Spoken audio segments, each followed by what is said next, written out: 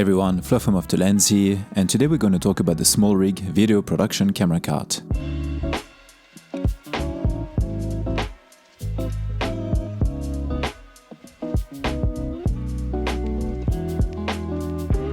In this video, I want to talk about my experience using this cart in 3 different scenarios: on-set indoors, on-set outdoors, and in a studio/home environment.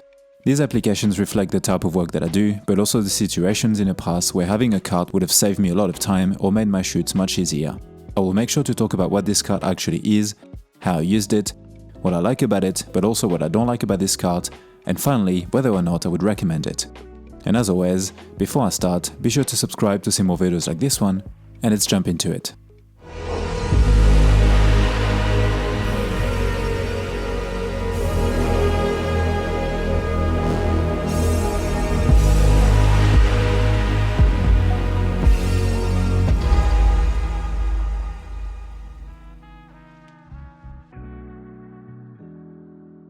A cart is something that I've had on my list for a very long time, and something I actually never got because it is always too late on shoot that I realize that I should have gotten one, and also because they are not cheap. Being on YouTube gives me the opportunity to try and test a lot of gear, and this is one I was particularly interested in. Smallrig did reach out to me asking if I was interested in testing the 36-inch cart, and I said yes. Aside from what it actually is, I was particularly interested in this one because of its size and the fact that I could put it in the boot of my car. Smallrig is also a brand that I know and have been using for over 10 years. From cages to mat boxes, handles, and general accessories, I'm very familiar with their affordable but reliable products. And so I had a feeling that this cart would be no different. Now do keep in mind also that this is the first cart that I have ever owned or used repeatedly, so I don't have much to compare it to. Now full disclaimer, Smallrig did send me this cart for me to keep, but they don't get to modify the content of this video, and these are my own opinions. Since I often receive comments with people complaining that I get to keep the gear against my reviews, I want to address this. I completely understand if you choose not to watch, but I want to be honest from the get-go. I get to keep the gear because I need to be compensated for my time spent making these videos. Very simple. I don't get the gear or get paid on YouTube to say things. It is simply because it is part of my job and I can't work for free. As with all my reviews, I want to give as much information while still being genuine and show you what I like but also what I don't like after using these items in an organic way on real shoots. The rest is entirely up to you. Now back to the cart. As the name suggests, this is a filmmaking video production cart. It features a platform surface of 36 inches or 91 centimeters. It has a total load capacity of 250 kilos or 551 pounds, and it is airline oversize compliant. It features 4 wheels on 4 360 lockable swivel casters, and it is made of high-grade aluminum alloy. It also features multiple mounting points around it, as well as standard 35mm C-stand compatibility and 4 5/8 baby pin mounts and a handrail. Included is also a dust and sun protection skirt, and it is also assembled without any tools.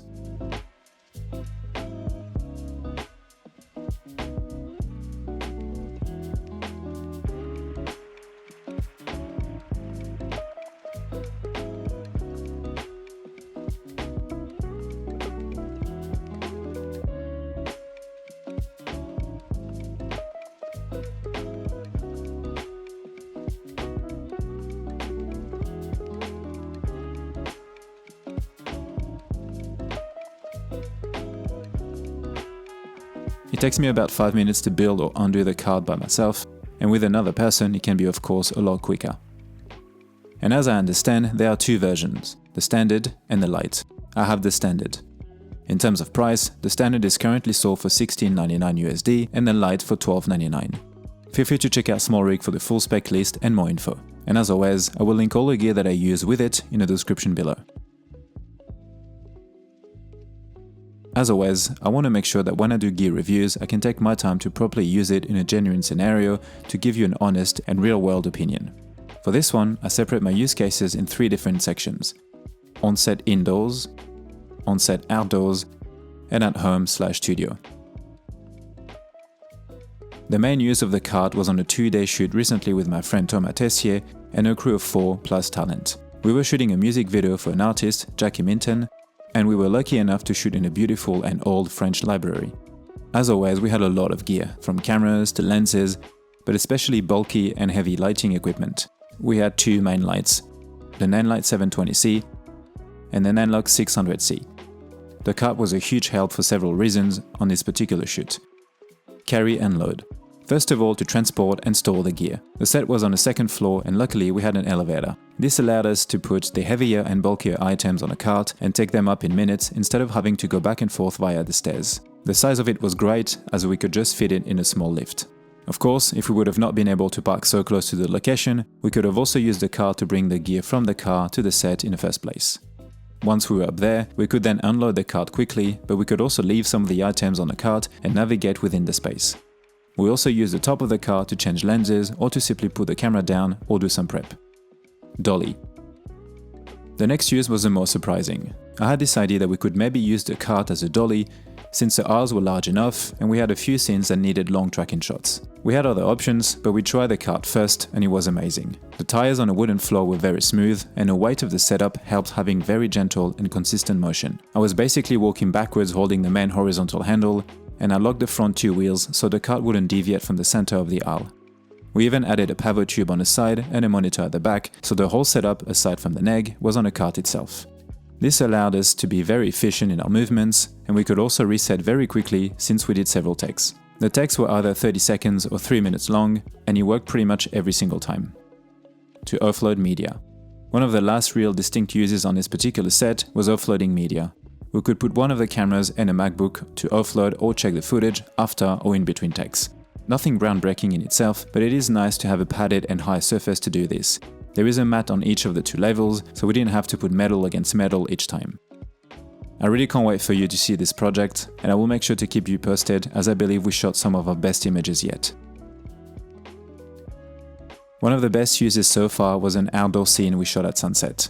We wanted to film a sequence so we could license it later. There was a spot that we already knew near a lake that suited what we had in mind very well. But the actual location is a few hundred meters from the car park and we had to use a small dirt path. This in itself was a great exercise to test how the car dealt with bumpier and rougher surfaces. It had also rained the same morning, so it was slightly damp. The car performed very well on the dirt path and we could actually push it quite fast. We arrived at the location a bit later than expected and the sun was already dipping very quickly behind the tree line, so we decided to load one of the bigger lights on the cart, the Nanlite 720C, just in case, and we brought the DJI power battery with us as well. Both fairly heavy or bulky items. And I'm really glad we did because we ended up relying on the light to compensate as the natural light was dimming. Being able to carry that amount of gear that quickly and then to use the cart firstly to hold everything but also to act as a mobile power station was ridiculously helpful. We were able to have a 700 watt light running alongside the rest of the gear within minutes and while keeping a very small footprint. Aside from the main light and the DJI power battery, we had also the Pixis 12K, a DZO aisles and various accessories such as a BTS camera, stands, monitors, backpacks and a light projector. It took us 30 minutes to film everything and we're super happy with the images we were able to capture in such a small amount of time. Going back to the car and packing the whole kit again was super quick as well. I also wanted to show you other uses of how you can use this cart either at home or in a studio environment. For example, you can build a very compact YouTube setup with a camera, mic, a small light, monitor, and a computer if needed. Next, you can also use this cart to simply store and organize your gear at home or in a studio. That way, you are always ready to go. This thing can hold a lot. Here are a few examples of how much you can actually load onto this cart.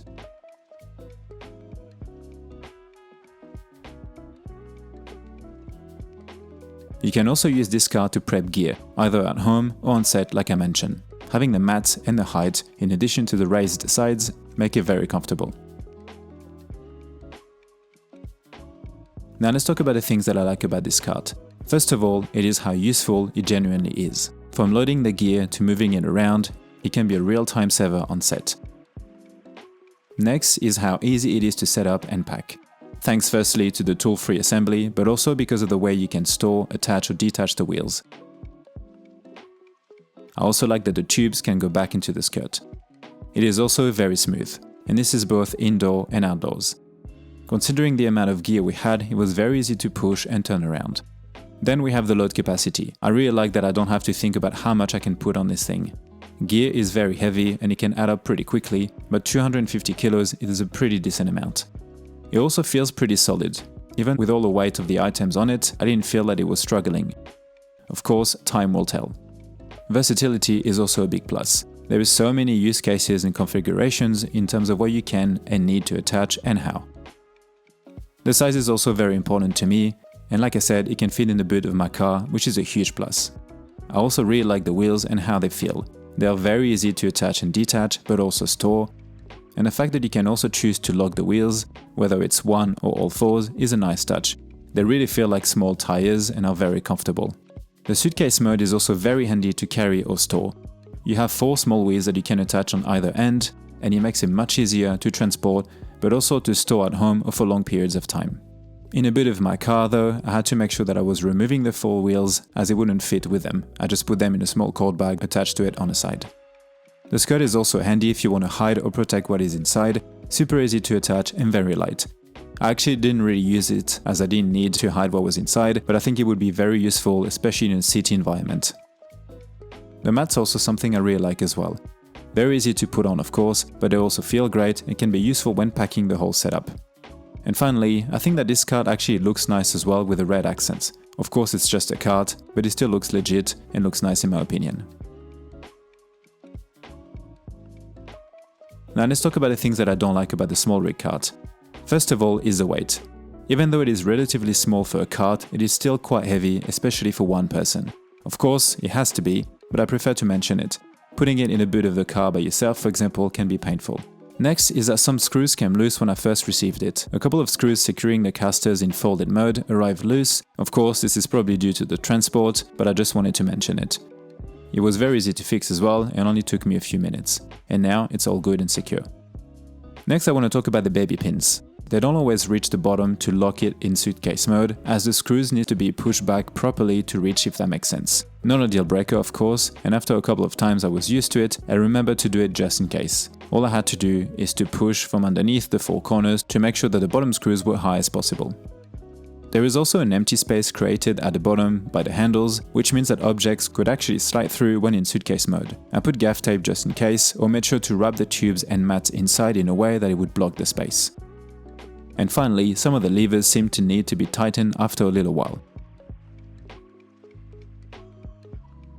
Yes, I would definitely recommend the Smallrig video production camera cart. I really like when an item I've been asked to review and test actually ends up being very useful in a genuine way. Without this cart, we would have lost heaps of time in a library taking items by hand one by one. And outdoors for the lake scene, I don't think we would have actually been able to capture anything, as we would have not been able to carry the light, battery and the rest of the kit quick enough before the sun changed too drastically. Since using it, I will try and bring in every single time where and when the set and location can accommodate for it and when it can be useful. Having a cart like this can be a real time and back saver. I'm genuinely impressed and I'm looking forward to using it again. That's it for me for today guys, hopefully you've enjoyed this video and that it was helpful to you, and if you did, feel free to subscribe. And as always for these shoots, a massive thanks to the crew. And be sure to stay tuned so I can share the music video with you as soon as it is live. Thanks for watching, and I'll see you in the next one. Bye. Also feel free to check out my 2 ebooks, Freelance Documentary Filmmaking and Travel Cinematography, where you can find a streamlined but comprehensive overview from pre-production all the way to marketing, built on years of my own experience shooting short documentaries and travel videos around the world. And if you are interested, I'm also doing filmmaking mentoring sessions when you can ask me anything about a wide variety of topics.